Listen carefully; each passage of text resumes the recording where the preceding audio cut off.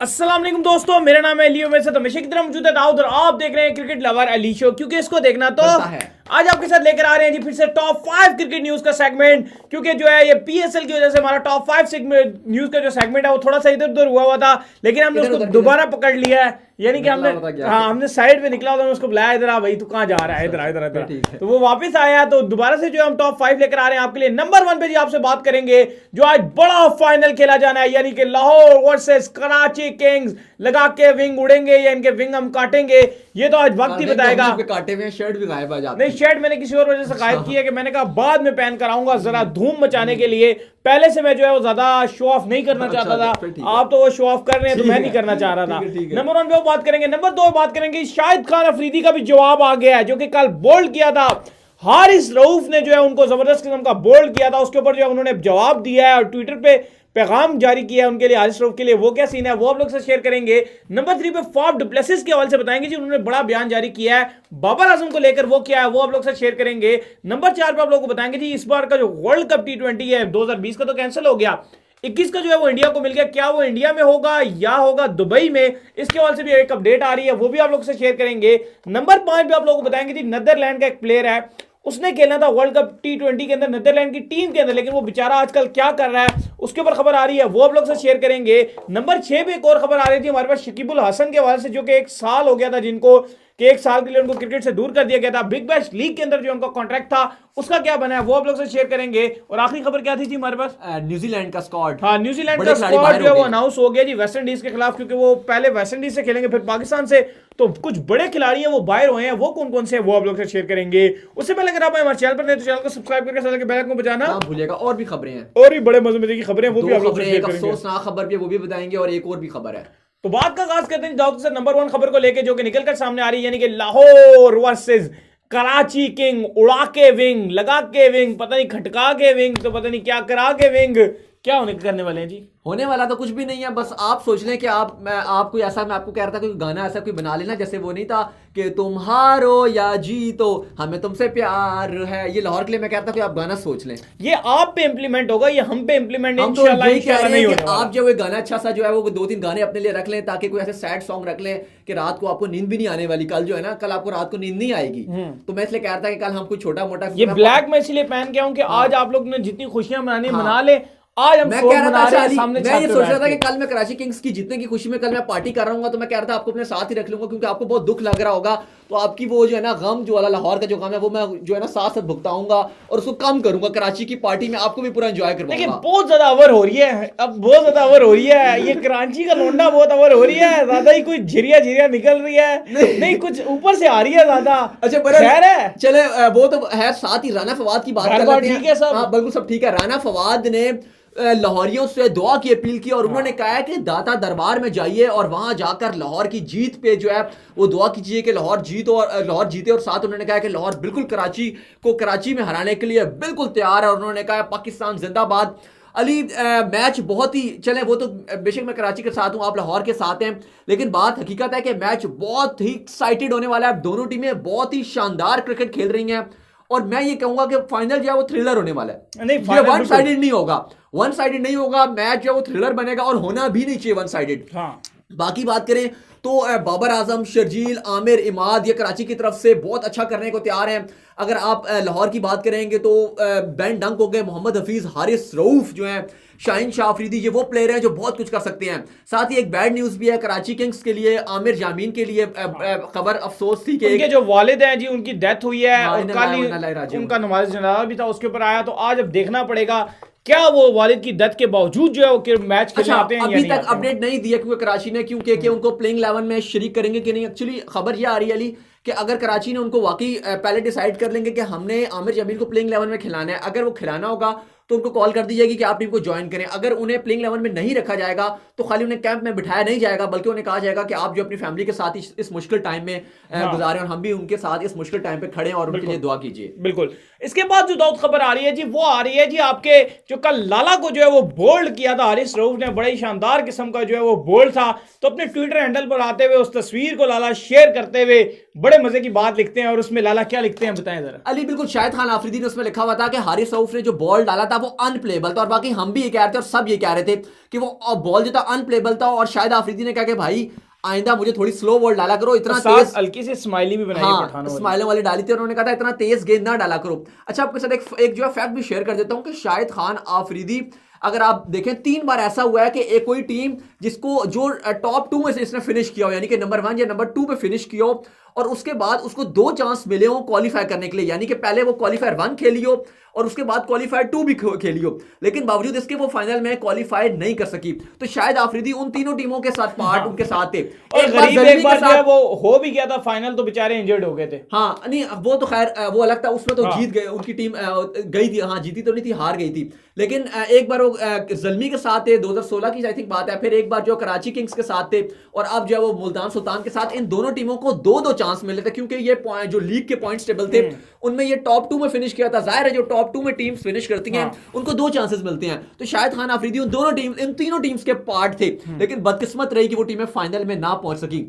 लेकिन मुल्तान सुल्तान की अपनी भी बहुत गलतियां थी, लेकिन बात वही है कि हारिस रऊफ ने जो हाथ जोड़े थे शाहिद खान आफरीदी के आगे, वो मतलब लोग डिफरेंट जगह उसको मीम्स भी बना रहे हैं, कभी कह रहे हैं कि फलाना उसके आगे हाथ जोड़ रहा है, मतलब बहुत ज्यादा शुगल उसका बना रहे हैं। और बाकी हारिस रऊफ ने एक रिस्पेक्ट दी थी, हमें पता है शाहीन शाह अफरीदी ने भी आफरीदी को जब बोल्ड किया था तो उन्होंने भी कहा था कि मैं बोल्ड करना नहीं चाहता। जो कौन अपने सीनियर्स की रिस्पेक्ट करना चाहती है वो जरूर आगे जाती है। सॉरी बिल्कुल, वो खिलाड़ी जो अपने सीनियर का रिस्पेक्ट देते हैं, और ऐसे खिलाड़ियों को जो वापस जा रहे हो, अपना आखिरी लीग खेल रहे हो, अपना आखिरी टाइम एंजॉय कर रहे हो अपनी क्रिकेट का, और उनको ऐसे रिस्पेक्ट देते हैं तो वो प्लेयर बहुत आगे जाते हैं। हमारे पास एग्जांपल मौजूद है शाहीन शाह अफरीदी की, हारिस रऊफ भी उसी फुटस्टेप्स को फॉलो कर रहे हैं, तो वाकई ये पाकिस्तान का फ्यूचर है। अली सही है। इसके बाद जो खबर आ रही है जी वो फाफ डुप्लेसिस के हवाले से आ रही है। फाफ डुप्लेसिस का ये कहना है कि बाबर आजम ने अपनी काबिलियत का लोहा जो है वो दुनिया भर में मना लिया है, और पीएसएल से भी ये साबित हो गया कि बाबर आजम बहुत बड़े प्लेयर। फाफ डुप्लेसिस कह रहे थे कि बाबर आजम ने अपनी T20 गेम से पूरी वर्ल्ड को सरप्राइज करके रख दिया। हाँ।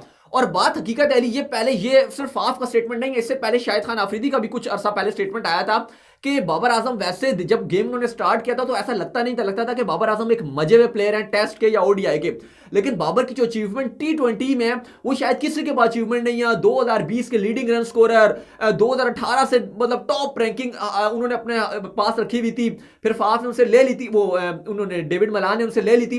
लेकिन बात यह कि वाकई जिस तरह बाबर आजम ने अपने आप को T20 में मनवाया हुआ है, आउटस्टैंडिंग खेल रहे हैं। और अब जो लास्ट T20 हुआ था उससे ये भी साबित हो गया कि बाबर आजम को अब रैंकिंग शैंकिंग से कोई इतना लेना देना नहीं रहा। अब बाबर आजम को जो ज्यादा फोकस आ गया, वो सबसे अच्छी चीज ये है कि अब उनका मैचेस जीतने पे फोकस आ गया, ना सिर्फ रैंकिंग पे। और अपना कप्तानी पे फोकस है कि मैं लड़कों को खिलाऊं, मुझे रिस्पांसिबिलिटी दी है तीनों फॉर्मेट्स की, तो कप्तान का खाली काम ये नहीं होता कि अपने रन बनाए, कप्तान का ये काम होता है कि आपने मैच जितवाना और खिलाना। जैसे मिसबा थे, अब मिसबा तो खैर बाबर उस तरह की तो नहीं खेलते, बाबर तेज खेलते हैं, लेकिन मिसबा का ये होता था कि वो 50-60 रन बनाते थे पूरे करके, 80-90 गेंदों पे 50-60 बनाते थे, 60-65 के स्ट्राइक रेट से 50 रन बना लेते थे, और वो कहते थे कि मैंने रन बना लिए। लेकिन बाबर ऐसा नहीं करते होता था, 40 बॉलों पे 100 रन तो कैश दे के फिर छक्का भी मार लेते थे, तो फिर आउट हो जाते थे। तो उस तरह फिर क्या होता था कि मिसबा की तो टीम में कप्तानी उन्होंने कर ली, लेकिन पाकिस्तान को सफर करना पड़ा कि हम जो है वो 7वें रैंकिंग पे ओडीआई में थे, मतलब हमने कुछ भी, हमने इवेंट कोई नहीं जीता, आईसीसी कोई भी। और अब जो बाबर आजम का फोकस है वो इस पे होना चाहिए कि हमारी T20 टीम की रैंकिंग क्या है, ओडीआई टीम की रैंकिंग क्या है, टेस्ट टीम की क्या रैंकिंग है। बिल्कुल, और बाबर आजम यही वजह है कि फाफ डुप्लेसिस जो पाकिस्तान आए हुए थे, ये उन्होंने स्टेटमेंट दिया वापस जाते हुए, तो उन्होंने बहुत अप्रिशिएट किया, और वो कह रहे हैं कि बाबर आजम पाकिस्तान के नहीं बल्कि इस टाइम दुनिया के खतरनाक तरीन प्लेयर्स में से एक है। सही है। इसके बाद दाऊद जो खबर निकल कर सामने आ रही है वो न्यूजीलैंड के स्क्वाड के हवाले से खबर आ रही है, वर्ल्ड T20 की बल्कि खबर थी जी, बड़ी खबर थी। तो वर्ल्ड कप T20 जो है जी अगले साल, क्योंकि इंडिया के अंदर शेड्यूल है जो है वो दादा सौरव गंगुली उस सारी चीज को मैनेज भी कर रहे हैं। तो अब दाऊद ये क्या सीन है, क्या ये इंडिया के अंदर ही होने जा रहा है या ये होगा दुबई के अंदर? देखिए इस वर्ल्ड कप का अभी तक जो सिनेरियो चल रहा था, क्योंकि आईसीसी ने अभी IPL भी इंडिया जो है वो दुबई UAE में ही करवा रहा है, तो आईसीसी ने वैसे तो 21 की होस्टिंग जो है वो भारत को दे दी थी ऑस्ट्रेलिया से लेकर, ऑस्ट्रेलिया को जो है वो नेक्स्ट वर्ल्ड कप जो है वो ऑस्ट्रेलिया को दे दिया था। वजह साफ थी कि वो ये कहना था कि भाई 2 लगातार वर्ल्ड कप इंडिया होस्ट नहीं कर सकता, जाहिर है फिर वो ब्रॉडकास्टर का पैसे फिर वो कम देते हैं, स्टार वाली उनके ब्रॉडकास्टर हैं कि भाई अगर आपका 23 का वर्ल्ड कप भी अगर आप होस्ट करेंगे, फिर 22 का T20 वर्ल्ड कप आपके पास आ जाएगा, तो वो प्रॉब्लम बन गई थी, जिस वजह से ऑस्ट्रेलिया को जो है वो 22 का T20 वर्ल्ड कप दे दिया गया और भारत को 21 का वर्ल्ड T20 दे दिया गया। अब बात ये आ गई, चले वो तो दे दिया, लेकिन अब कोरोना की वजह से अब इंडिया में क्योंकि हालात इतने अच्छे नहीं चल रहे हैं, तो बायोसिक्योर जो बबल है, गम है, वो बनाना मुश्किल हो जाता है। तो इस सीन में अब खबरें ये भी चल रही थी कि क्या जो है वो यूएई को दिया जा सकता है, क्योंकि ऑलरेडी आईसीसी ने इस बात की तस्दीक कर दिया है कि जो सेकंड सब्स्टिट्यूट वेन्यू है कि अगर इंडिया बेहतर की तरफ नहीं जाता और अगर कोई खतरा हुआ तो सेकंड यूएई, बिल्कुल पूरा यूएई को उन्होंने वर्ल्ड T20 के लिए रखा हुआ है, ऑलरेडी बैकअप पे है। लेकिन अब खबर यह आ रही है कि बीसीसीआई ने पूरा जो है वो उन्होंने तगड़ा काम शुरू कर दिया है और बड़ी मीटिंग्स हुई हैं उनकी 2-3, और उसके बाद उन्होंने ये डिसाइड किया है कि सारी तैयारियां शुरू कर दी हैं और उन्होंने कहा है कि हर सूरत में वर्ल्ड T20 भारत में ही होना चाहिए, और इसके लिए उन्होंने सारी जो तैयारियां शारियां वो करना शुरू कर दी। और सुनने में आ रहा है कि काफी होटल्स वगैरह से भी बातचीत वगैरह चल रही है, पूरा एक एनवायरनमेंट क्रिएट करेंगे, और आईसीसी के साथ भी इस मामले में बात चल रही है। और इससे पहले जो है कुछ बड़ी सीरीजें भी होंगी इंडिया के अंदर, इवन के आईपीएल का भी कुछ कहा जा रहा है कि नेक्स्ट ईयर जो है वो इंडिया के अंदर होगा, जिसे प्रैक्टिस की जाएगी कि ये बबल कामयाब है या नहीं। हाँ, बिल्कुल। तो इसके बाद जो खबर निकलकर सामने आ रही है वो न्यूजीलैंड के जो है वो स्क्वाड के हवाले से आ रही है कि न्यूजीलैंड ने अपना वेस्ट इंडीज के खिलाफ स्क्वाड जारी कर दिया है। तो क्या भाई स्क्वाड आए अली? स्क्वाड तो उन्होंने कल रात को अनाउंस किया, लेकिन बड़ी खबर यह है कि अगर आप जो कप्तान केन विलियमसन है उनको T20 में बैठा दिया, और ट्रेंट बोल्ट जो मेन उनके बॉलर हैं, आईपीएल में भी खेल रहे थे, दोनों ही खैर खेल रहे थे, उन दोनों को T20 से बाहर कर दिया गया है, यानी कि आराम करवाया जा रहा है और पाकिस्तान के अगेंस्ट से दोबारा एक्शन में होंगे, लेकिन टेस्ट में इन दोनों की वापसी होगी। अगर आप कहते हैं स्क्वाड भी पढ़ के बता देता हूं आपको। टेस्ट स्क्वाड में केन विलियमसन होंगे, टॉम बुंडल होंगे, ट्रेंट बोल्ट भी होंगे, Colin de Grandhomme, Kyle Jamieson, Tom Latham, Henry Nicholls, Ajaz Patel, Tim Southee, Ross Taylor, Wagner होंगे, वॉटलिंग होंगे और विल जंग होंगे। T20 में कौन है? T20 में सऊदी कप्तानी करेंगे, इसके अलावा Hamish Bennett, Devon Conway, Lockie Ferguson, Martin Guptill, Kyle Jamieson, Mitchell होंगे, इसके अलावा Jimmy Neesham, Glenn Phillips, Mitchell Santner, Ish Sodhi और रोस टेलर होंगे। ये स्क्वाड उनका T20 का है। सही है। इसके बाद जो खबर आ रही है जो शकीब अल हसन के हवाले से निकलकर सामने आ रही है, एक और भी पॉसिबिलिटी है कि उसमें शायद की बात है कि जो कुछ 2 T20 है उनमें शायद इनको खिला भी लिया जाए, ये विलियमसन को और बोल्ट को, लेकिन शुरू के T20 में नहीं होंगे। सही है।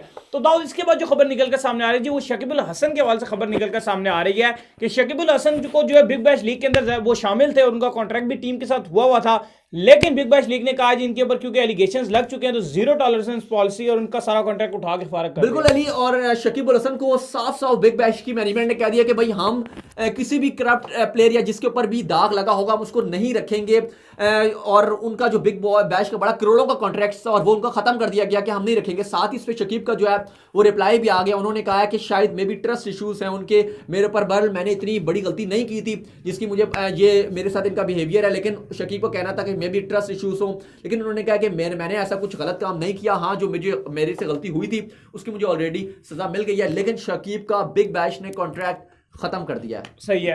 तो उम्मीद करते हैं हाँ बांग्लादेशी क्रिकेटर की जो है वो एक की नहीं, बांग्लादेशी क्रिकेटर की डेथ नहीं, वो नीदरलैंड की क्रिकेटर थी, एक वो भी है, दोनों खबरें ना। पहले नीदरलैंड की क्रिकेटर के हवाले से दे देते हैं जी आपको खबर। उन्होंने खेलना था इस साल का जो वर्ल्ड T20 है जो कि शेड्यूल था ऑस्ट्रेलिया के अंदर, लेकिन ड्यू टू कोविड-19 वो बेचारे जो है अब डिलीवरियां कर रहे हैं। हाँ अली, पॉल वैन है जो नीदरलैंड के खिलाड़ी थे, एसोसिएट टीम्स, क्योंकि एक्चुअली जब बड़े इवेंट्स होते हैं, वर्ल्ड कप होते हैं, आईसीसी इवेंट्स होते हैं, उनमें पैसा वगैरह अपना बनाते हैं, और इस टाइम जो अभी ये महीना चल रहा है, इस टाइम अगर सब कुछ ठीक ठाक होता तो जब एक्चुअली वर्ल्ड कप होस्टेड था ऑस्ट्रेलिया में तो शायद मेलबर्न में फाइनल भी हो चुका होता।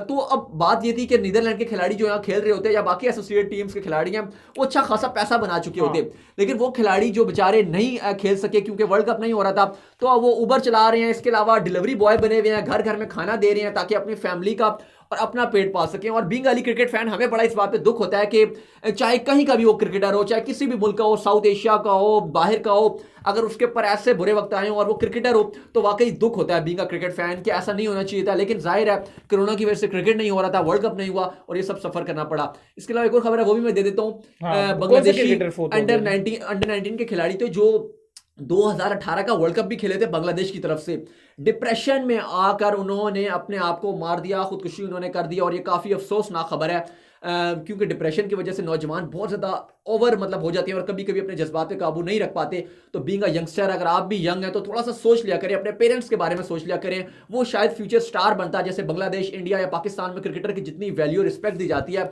2-3 साल बाद वो टीम में आ ही जाता, बड़ा जेंटलमैन क्रिकेटर था और वो वर्ल्ड उसको जो है वो अप्रिशिएट करती। तो हमें सोच लेना चाहिए थोड़ी देर, एकदम जज्बाती नहीं होना चाहिए। सही है। तो उम्मीद करते हैं कि आज का हमारा शो आपको आया होगा पसंद। अगर आया पसंद तो वीडियो को लाइक कीजिए, चैनल को सब्सक्राइब कीजिए, साथ ही बेल आइकन को बजाइए जाइए और दाऊद को फॉलो करें इंस्टाग्राम पे, वहां पे दाऊद मौजूद है। मुझे इंस्टाग्राम में फॉलो कर लें, वहां पे मैं मौजूद हूं दाऊद क्रिकेट के नाम से। कोई क्वेश्चन हो आपको जरूर भेजिएगा और शाम को हमें मिलिएगा क्योंकि बहुत बड़ा फाइनल होने वाला है आज। सही है, और मुझे फॉलो करें जी, मैं मौजूद हूं क्रिकेट लवर ऑफिशियल के नाम से, second channel unique facts subscribe करना मत भूलिएगा। फिर आप लोग से मिलते हैं किसी नेक्स्ट अच्छी वीडियो में, तब तक के लिए अल्लाह हाफिज़, बाय बाय।